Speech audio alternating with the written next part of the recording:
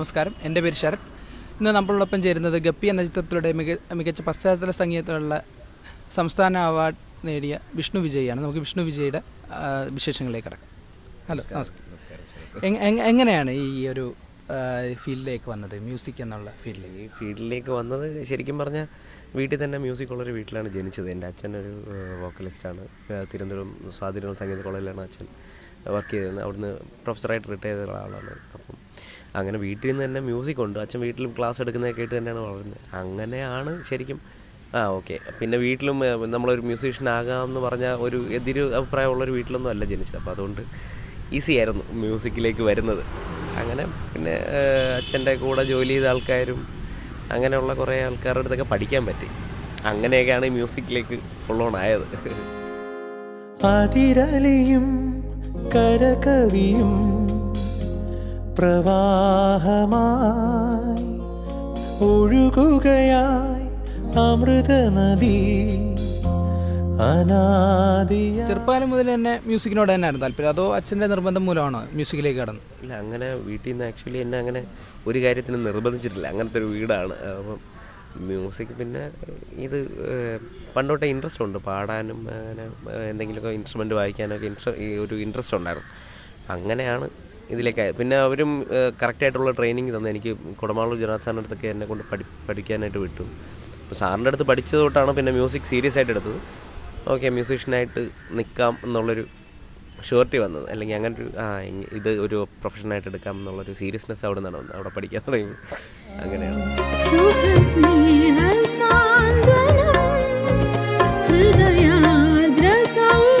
ഈ ഫ്ലൂട്ട് എന്ന് പറയുന്നത് ഇൻസ്ട്രുമെൻ്റ് അങ്ങനെ നമ്മൾ വളരെ റെയറായിട്ടാണ് ഒരുപാട് പേര് അത് സെലക്ട് ചെയ്യുക. സാറിന് ഗിത്താർ, വയലിൻ അങ്ങനെയൊക്കെയാണ്. എന്താണ് ഫ്ലൂട്ട് തന്നെ തിരഞ്ഞെടുക്കാറുക?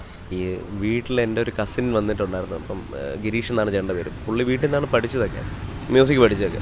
അപ്പം ചേട്ടനൊരു സെൽഫ് തോട്ട് ഫ്ലോട്ടിസ്റ്റാണ്. അപ്പം ഗിരീഷ് ചേട്ടൻ വായിക്കുന്നത് കണ്ട് ഇതിനകത്തൊരു ഇൻട്രസ്റ്റ് തോന്നി. പുള്ളിയുടെ അടുത്ത് ചോദിച്ചു. അപ്പോൾ പുള്ളി എന്നെ വളരെ ചെറുതിലാണ് പുള്ളി എന്നെ ഒരു ഫ്ലൂട്ട് തന്നു. അത് അതിൻ്റെ ബേസിക് ഫിംഗറിങ് ടെക്നിക്സൊക്കെ പറഞ്ഞു തന്നു. അങ്ങനെ അത് പ്രാക്ടീസ് ചെയ്ത് അങ്ങനെയാണ് ശരിക്കും ഫ്ലൂട്ടിലേക്ക് ഒരു ഇൻട്രസ്റ്റ് ഉണ്ടാകുന്നത്. അപ്പം ഗിരീഷ് ചേട്ടനാണ് ഫ്ലൂട്ടിലേക്ക് ഒരു ഇൻട്രസ്റ്റ് ഉണ്ടാക്കാൻ കാരണമായത്. എന്നും നിന്റെ ആത്മാവിൻ തൊട്ടിൽ ഞാൻ വീണുറങ്ങി. അമ്മേ നിന്റെ വാത്സല്യം കാവലാ. ഒരുപാട് മികച്ച സംഗീത സംവിധായകർക്ക് വേണ്ടി അവരുടെ പാട്ടുകളിൽ ഫ്ലൂട്ട് വായിക്കാനുള്ള ഭാഗ്യം ലഭിച്ചിട്ടുണ്ട്. അപ്പം അത് ഏതൊക്കെയാണെന്നൊന്ന് പറയാം. അതായത് എടുത്തു പറയാൻ പറ്റിയ വർക്കിൽ ഇപ്പം ഞാൻ എല്ലായിടത്തും പറയുന്നത് തന്നെയാണ്. കബാലിയിൽ ഞാൻ വർക്ക് ചെയ്തിട്ടുണ്ട്. കബാലി സന്തോഷ് നാരായണൻ്റെ കൂടെ വർക്ക് ചെയ്തിട്ടുണ്ട്. പിന്നെ അവിടെ തന്നെ ഇപ്പം ശരിക്കും തമിഴിൽ ഒരുപാട് ഹാപ്പനിങ് ആയിട്ടുള്ള കുറേ മ്യൂസിക് ഡയറക്ടേഴ്സ് ഉണ്ട്. ഇപ്പം ഷോൺ റോൾഡൻ, അനിരുദ്ധ്, അങ്ങനെയൊക്കെ ഉള്ള കുറേ മ്യൂസിക് ഡയറക്ടേഴ്സ് ഉണ്ട്. അപ്പോൾ അവരുടെയൊക്കെ വർക്കുകൾ വായിക്കാൻ പറ്റി. അതൊക്കെയാണ് അത് നല്ല വൈബാണ്. അവരുടെ കൂടെ പോകുമ്പം കുറേ കാര്യം പഠിക്കാനും പറ്റും. അറ്റ് ദ സെയിം ടൈം നമ്മുടെ സെയിം ഏജ് ഗ്രൂപ്പിലുള്ള ആൾക്കാരുമായിട്ട് അങ്ങനെ നല്ല ക്വാളിറ്റി സമയമാണ് അവരുടെ കൂടെ കിട്ടുന്നത്. അപ്പം മെയിനായിട്ടും ഈ വർക്ക് ചെയ്തിട്ടുള്ള എല്ലാവർക്കും പറഞ്ഞാൽ അറിയാവുന്ന വർക്കുകൾ ഈ കബാലി ഒക്കെ തന്നെ. കബാലി ജോക്കർ എന്ന് പറഞ്ഞൊരു ഇപ്രാവശ്യത്തെ തമിഴ് സ്റ്റേറ്റ് അവാർഡ് കിട്ടിയതാണ് ഷോൺ റോൾഡന്. ആ പടത്തിൽ വർക്ക് ചെയ്തിട്ടുണ്ട്. അങ്ങനെ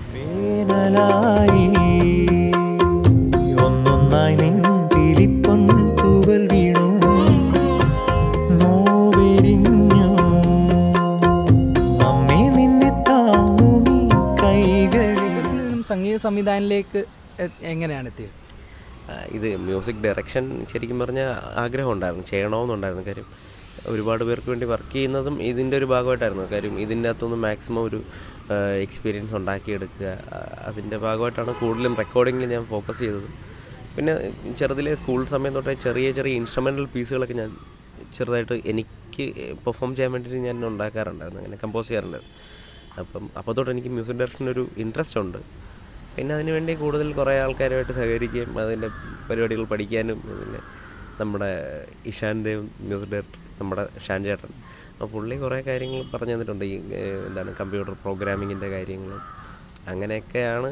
പിന്നെ ഇതിനൊരു ഒരുപാട് ഹെൽപ്ഫുള്ളായ കാര്യങ്ങളാണ് അതൊക്കെ. ഒരുപാട് റെക്കോർഡിങ്ങിന് വായിച്ചപ്പോഴൊക്കെ അങ്ങനെ ഒരു ഇൻട്രസ്റ്റോടുകൂടി ലാസ്റ്റ് ജോണിൻ്റെ പടത്തിൽ ജോൺ ഒരു അവസരം തന്നു. അങ്ങനെയാണ് കമ്പോസർ ആയിരുന്നത്. വിരിഞ്ഞ പൂങ്കുരുന്നെ പൊഴിഞ്ഞ തേൻ പുഴ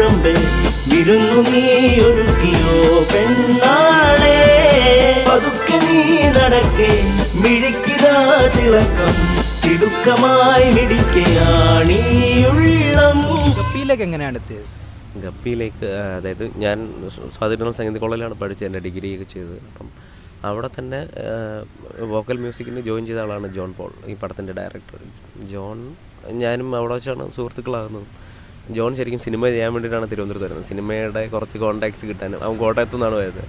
അപ്പോൾ അവിടെ അത്രയും കോൺടാക്ട്സ് ഒന്നും ഇല്ലാത്തതുകൊണ്ട് തിരുവനന്തപുരത്ത് നിന്ന് കോൺടാക്ട്സ് ഉണ്ടാക്കി എങ്ങനെയെങ്കിലും ഇതിൻ്റെ അകത്തോട്ട് സെറ്റ് ആകുമെന്നുള്ള പ്ലാനിലാണ് ജോൺ വരുന്നത്. അപ്പം ഇവിടെ വെച്ച് ഞങ്ങൾ കണ്ടുമുട്ടി, ഞങ്ങൾ നല്ല നല്ല ഫ്രണ്ട്സായി. അപ്പം ഇതിൻ്റെ ഏകദേശം ഞങ്ങളുടെ രണ്ടുപേരുടെയും ഒരു എയിം ഏകദേശം സെയിം ആണെന്ന് മനസ്സിലാക്കി പിന്നെ ഒരുമിച്ച് വർക്ക് ചെയ്തു. അപ്പോൾ പണ്ടോട്ടേ ഉള്ള ജോണിൻ്റെ മനസ്സിലുള്ള കഥയാണ് ഈ ഗപ്പി എന്ന് പറഞ്ഞത്. അതായത് ഒരു 7-8 വർഷം മുന്നേ ഞാൻ കേട്ട കഥയാണ്. അതിന് ഒരുപാട് മോഡിഫിക്കേഷൻ വന്നിട്ടുണ്ട് എന്നാലും. അപ്പം എന്നിട്ട് ഞങ്ങൾ ജോൺ പിന്നെ കുറേ ആൾക്കാർക്ക് അസിസ്റ്റ് ചെയ്യാൻ പോയി. ഞാനും കുറേ ഇതുപോലെ ഫ്ലൂട്ട് വായിച്ച് കുറേ പേർക്ക് അസിസ്റ്റ് ചെയ്തു. അങ്ങനെ ഒരു പോയിന്റിൽ ഇത്രയും ഹോംവർക്ക് നടന്നതിൻ്റെ ഒരു പോയിന്റിൽ ഞങ്ങൾ റിയലൈസ് ചെയ്തു ഇതാണ് ഇപ്പോൾ സമയം, ഇത് ചെയ്യാം, ഗപ്പി ചെയ്യാമെന്ന് പറഞ്ഞു. ജോണും ആക്ച്വലി കോൺഫിഡൻ്റ് ആയിരുന്നു എന്ന് തോന്നുന്നു. അപ്പോൾ അവൻ എന്നെ പടം ഏൽപ്പിച്ചു. അങ്ങനെയാണ് ഗപ്പി സംഭവിക്കുന്നത്.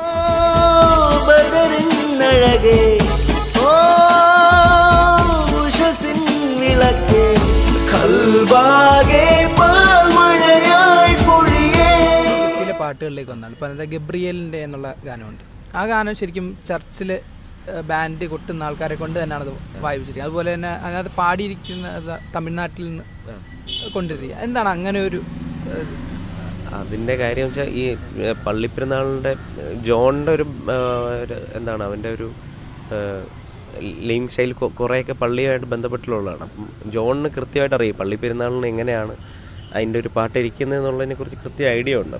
അവൻ പറഞ്ഞു ഇത് കഴിയുമെങ്കിൽ പള്ളിപ്പെരുന്നാളിന് വായിക്കുന്ന ആൾക്കാരെ കൊണ്ട് തന്നെ വായിപ്പിക്കണം, എന്നാലും അതിൻ്റെ ഒരു പ്യൂരിറ്റി കിട്ടത്തുള്ളൂ എന്നുള്ളതുകൊണ്ട് ഞങ്ങൾ അങ്ങനെ തന്നെ ഇത് കമ്പോസ് ചെയ്ത് വളരെ സിമ്പിളായിട്ടുള്ളൊരു സോങ് കമ്പോസ് ചെയ്തിട്ട് അതെങ്ങനെ കുറച്ച് റിയലിസ്റ്റിക് ആക്കാം എന്നുള്ളൊരു പ്ലാനിനോട് വേണ്ടിയിട്ടാണ് ഇങ്ങനെ പള്ളിപ്പെരുന്നാളിൽ വായിക്കുന്ന ആൾക്കാരെ കൊണ്ട്. അത് വായിക്കത്തുള്ള 2-3 ചേട്ടന്മാരാണ് വായിച്ചു തന്നേക്കുന്നത്. ജെയ്സൺ എന്നൊക്കെ ഉള്ള ചേട്ടന്മാരാണ് വായിച്ചു തന്നേക്കുന്നത് ട്രംപറ്റും. പക്ഷേ അതിൻ്റെ റിതം സെക്ഷനൊക്കെ നല്ല പ്രൊഫഷണൽ മ്യൂസീഷ്യൻസ്, അതായത് ഈ കുറേ സ്റ്റഡിനെസ് നമുക്ക് ആവശ്യമാണല്ലോ, ഈ ക്ലിക്കിന് തന്നെ പോകണം എന്നൊക്കെ ഉള്ളതുകൊണ്ട് അത് റിതം സെക്ഷൻ ഫുള്ള് പ്രൊഫഷണൽ മ്യൂസീഷ്യൻസിനെയും അതിൻ്റെ ബാക്കി ഹോൺ സെക്ഷൻസ് എല്ലാം ഞങ്ങൾ ഈ ബാൻഡ് സെറ്റ് ആൾക്കാരെ കൊണ്ട് തന്നെയാണ് വായിപ്പിച്ചേക്കുന്നത്.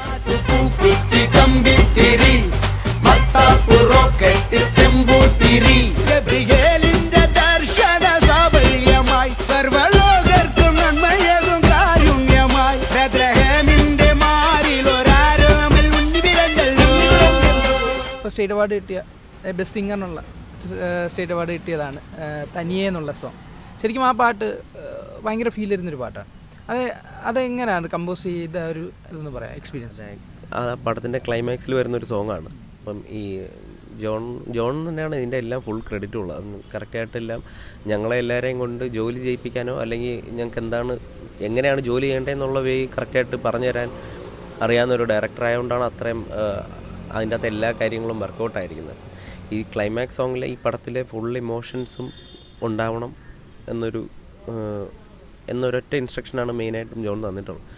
അപ്പോൾ അത് ഞങ്ങളുടെ വളരെ വേണ്ടപ്പെട്ട സുഹൃത്താണ് സൂരജ് പാടിയേക്കുന്നത്. അപ്പോൾ ഇത് കമ്പോസ് ചെയ്യുന്ന സമയത്ത് തന്നെ ഞാൻ സൂരജിനെ വിളിച്ച് ചോദിച്ചു. ഞങ്ങൾ ആക്ച്വലി പ്ലാൻ ചെയ്തേക്കുന്നത് ഇത് സൂരജാണ് പാടുന്നത് എന്ന് ഞങ്ങൾക്ക് ഉറപ്പാണ്. അപ്പോൾ ഞാൻ സൂര്യനെ വിളിച്ചു, സൂര്യൻ്റെ കംഫർട്ടബിൾ പിച്ച് ഏതാണ്? അപ്പം അവൻ പറഞ്ഞു ഇതാണ് ഈ എന്ന് പറയുന്ന സ്കെയിലാണ് 3 ഈ സ്കെയിലിൽ ഇന്ന നോട്ടുകൾ വരെ എനിക്ക് കംഫർട്ടബിൾ ആണെന്ന് പറഞ്ഞു. അപ്പോൾ പിന്നെ ഒബ്വിയസ്ലി ഞങ്ങൾ അവൻ്റെ റേഞ്ചിനനുസരിച്ച് ഈ പടത്തിൻ്റെ എല്ലാ ഫീലും ഉൾക്കൊള്ളിക്കുന്ന രീതിയിൽ ഒരു പാട്ട് പാക്ക് ചെയ്ത് ഉണ്ടാക്കുക എന്നുള്ളതായിരുന്നു പ്ലാൻ. അപ്പോൾ അതിൽ തന്നെ സൂരജിന് ബെസ്റ്റ് സിംഗർ അവാർഡ് കിട്ടിയതിൽ ഒരുപാട് സന്തോഷമുണ്ട്. അതും ഞങ്ങളുടെ തന്നെ ഒരു സിനിമയിൽ കിട്ടുമ്പോൾ ഞങ്ങൾക്ക് ഒരുപാട് സന്തോഷമുണ്ട്. അപ്പം എല്ലാം കൊണ്ടും ഒരുപാട് സന്തോഷമുള്ളൊരു സമയമാണ്.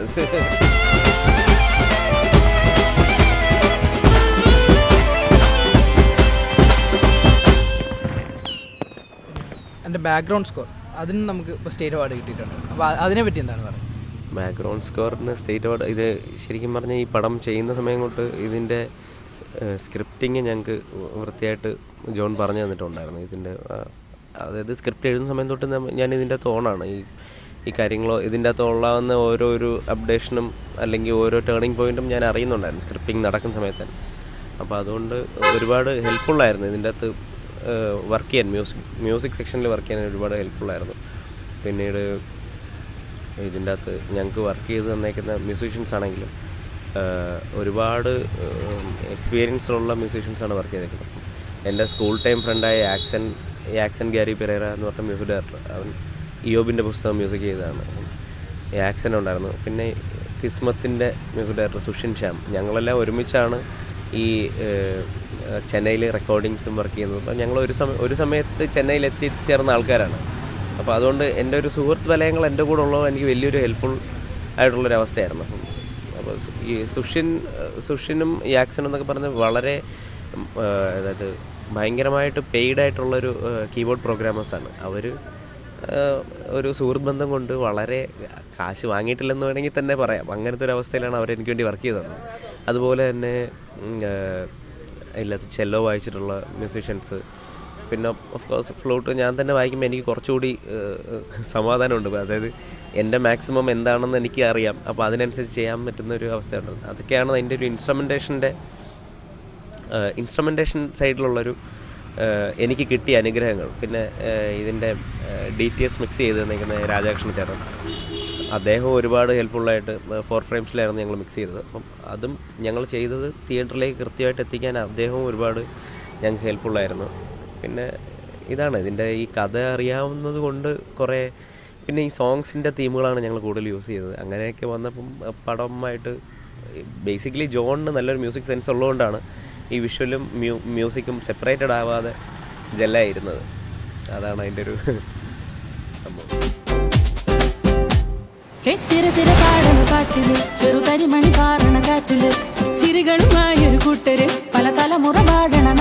നമ്മൾ പറയുകയാണെങ്കിൽ ഒരുപാട് നല്ല മ്യൂസിക് ഡയറക്ടേഴ്സിൻ്റെ കീഴിൽ വർക്ക് ചെയ്തിട്ടുള്ള എക്സ്പീരിയൻസ് ഉണ്ട്. അത് എത്രമാത്രം ഈ ഗപ്പിയിലേക്ക് വന്നപ്പോൾ ഒരു ഉപകാരപ്പെട്ടിട്ടുണ്ട്?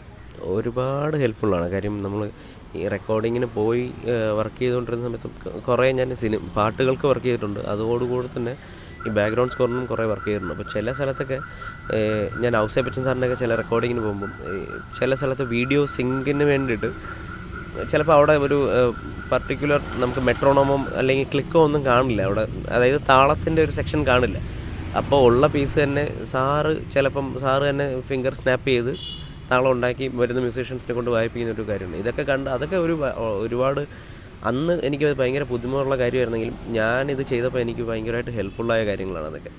അപ്പം അതറിയാതെ ഇതുപോലത്തെ ഒരു 100 കണക്കിന് കാര്യങ്ങൾ എവിടെ നിന്നൊക്കെയോ നമുക്ക് പഠിക്കാൻ പറ്റിയതുകൊണ്ടാണ് ഇങ്ങനൊരു പ്രോഡക്റ്റ് ഇറങ്ങിയതെന്നാണ് ഞാൻ വിശ്വസിക്കുന്നത്.